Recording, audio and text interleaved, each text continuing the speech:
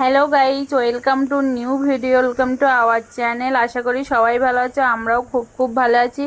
তো নূতন একটি রান্নার ভিডিও নিয়ে চলেছি, নূতন একটি রেসিপি। নূতন অবশ্য আমার কাছে নূতন, তোমার অনেকের কাছে নূতন না, কারণ আমি প্রথম সর্ষে ইলিশ করছি। আর কিভাবে করছি সেটা তোমাদের সাথে শেয়ার করব। অবশ্য আমি ইউটিউব দেখে নিয়েছি আগে, তারপরে করছি। প্রথমে দেখলে যে মাছগুলো আমি সব নিয়ে নিয়েছি। আমার কাছে আছে 3 পিস মাথা আর 2টো লেজা আর একটা দাগা, এই দিয়ে করছি। তারপর একটা বাটিতে কালো সরষে নিয়ে নিয়েছিলাম কিছু পরিমাণ, যে যত পিস মাছ রান্না করবে সেরকম পরিমাণ সরষে দিতে হবে। তারপরে নিয়ে নিয়েছি 2 চামচ পোস্ত, ছোটো চামচের। দিয়ে পোস্তটা দেওয়ার পরে ওতে একটু জল দিয়ে দেবো, না প্রথমে দেবো লবণ, তারপরে দেব জল। জল দেওয়ার পরে ওতে দেবো একটু সর্ষের তেল, কারণ যে তোমার কি বলে, সরষেটা যাতে তিতো না লাগে, সেই জন্য ওইগুলো একটু কিছু সময় জলে ভিজিয়ে রাখবো। সব কিছু একসঙ্গে মিক্সড করে নিয়ে জল দিয়ে দিয়েছি, এবার জলে ওইটা ভিজিয়ে রাখবো। তারপর আমি নিয়ে নেব 4-5 একটু রসুন, সামান্য একটু আদা, তারপরে নেব একটু কটা কাঁচা লঙ্কা। এবার এটা ওই 2-3 মিনিট কি 5 মিনিট ভিজিয়ে রাখবো। রাখার পরে ওটাকে একটা ছেঁকনির সাহায্যে সব কিছু ছেঁকে নেব। আর এটা অনেকে মিক্সিতেও বাটতে পারে, আবার অনেকে শিলেও বাটতে পারবে, কিন্তু আমি সেটা মিক্সিতে দেবো না, আমি শিলে বেটে নেব। কারণ ভেবেছি আজ সব কিছু একটু বাটা মশলা দিয়েই করব। তো এখানে দেখো আমি শিলি নিয়ে নিয়েছি, ওই যেগুলো জলে ভিজিয়ে দিলাম সেইগুলো, লঙ্কা আর আদা রসুন যেগুলো ছাড়িয়ে রেখেছিলাম সেইগুলো নিয়ে নিয়েছি। এবার ওগুলোকে ভালো করে বেটে নেব।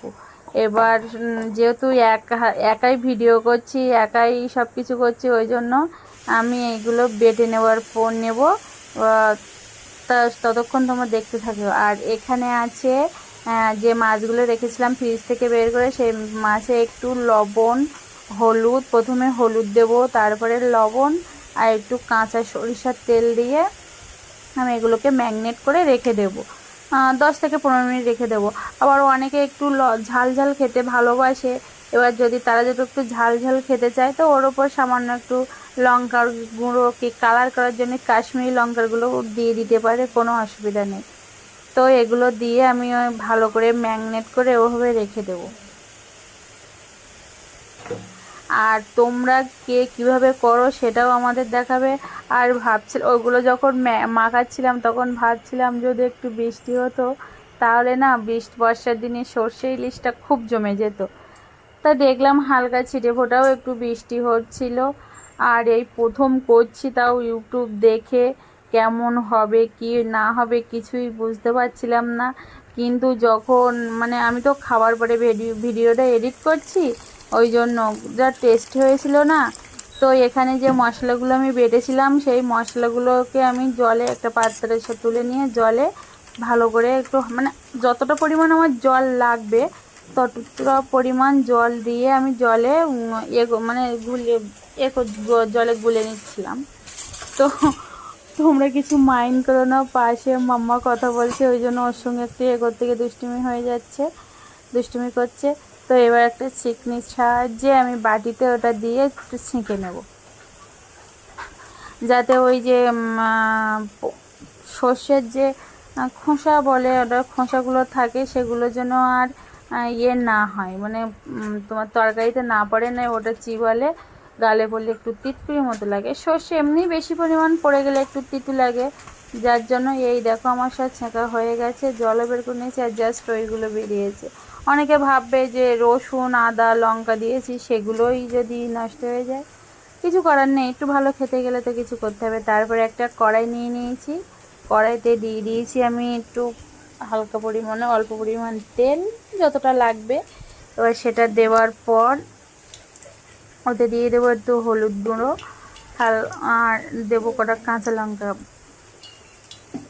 হাফ করে গোটা কাঁচা লঙ্কা দেবো, যাতে এবার দেওয়ার পরে তেলটা গরম হয় না, ওটা দিয়ে দিলাম লঙ্কা। ওই এগুলো একটু হালকা ফ্লেমে ভেজে নেব। আর হ্যাঁ, কারা কারা সরষে ইলিশ খেতে ভালোবাসো অবশ্যই কমেন্টে জানাবে।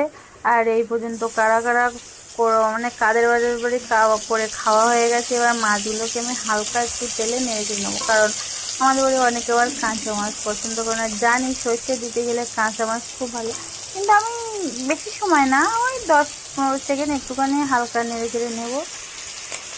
এই দেখো আমি এপিট ওপিট করে নিয়ে নিয়েছি।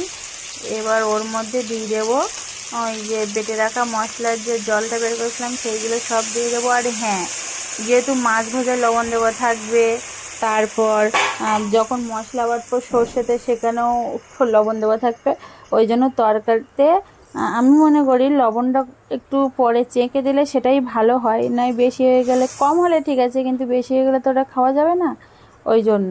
তো দেখো আমি জল দিয়ে দিয়েছি। এবার এটাকে মাছগুলোকে এপিট ওপিট করে সব কিছু করে নেবার পর আমি সব থেকে লো ফ্লেমে রেখে দেবো, দিয়ে ঢাকনা দিয়ে দেবো। বেশি জোরে দিলে কিন্তু সেইটা ভালো মানে হবে না, মাছটা সিদ্ধ হবে না বা ওর মধ্যে কোনো কিছু হবে না। তার 5 থেকে 10 মিনিট রাখার পরে আমি এটা আবার একটু মাছটা উল্টে দেবো। দেখলাম ঝোলটা একটু বেশি আছে, আমি আবার একটুখানি সময় এরকম 5-10 মিনিট ঢেকে রাখবো।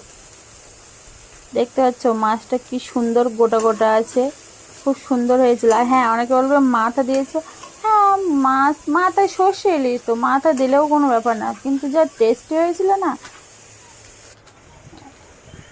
তো আর সেটাই দেখছিলাম মানে বৃষ্টি হচ্ছে। আমার রান্না করতে করতে বৃষ্টি শুরু হয়ে গেছে হালকা হালকা, জাস্ট ওয়েদারটা দেখেছো তো। কথা বলতে বলতে এদিকে আমার রান্নাও হয়ে গেছে, আমি নামিয়ে নিয়েছি। জাস্ট কালারটা একটু দেখো, খুব সুন্দর হয়েছে কালারটা। তো এইভাবে তোমরা বাড়ি রান্না করে দেখবে, অবশ্যই তোমাদের ভালো লাগবে। আর হ্যাঁ, ওতে সব রকম মশলাও জিরের গুঁড়ো মরিচের গুঁড়ো একটু দিতে পারো, আর যদি একটু হালকা একটু চিনি দিতে পারো তাহলে একটু মিষ্টি মিষ্টি ভাব আসে, খুব সুন্দর লাগে। তো এবার খাওয়ার পালা। এবার দেখি খাওয়ার সময় এই নিয়েছি, তার আগে অনেক কিছু খেয়ে নিয়েছি। এবার ওর বাবা রিভিউ দিচ্ছে, আমি জিজ্ঞাসা করছি যে কেমন লাগছে। তো বলছে খুব সুন্দর লাগছে। আমি আবার বলছিলাম যে তুমি ভিডিও হচ্ছে বলে বলছো না তো যে ভালো লাগছে, তা বলছে না, খুব সত্যি খুব সুন্দর হয়েছে। ফার্স্ট টাইম খেয়েও তো ভিডিওটা ভালো লাগে, লাইক কমেন্ট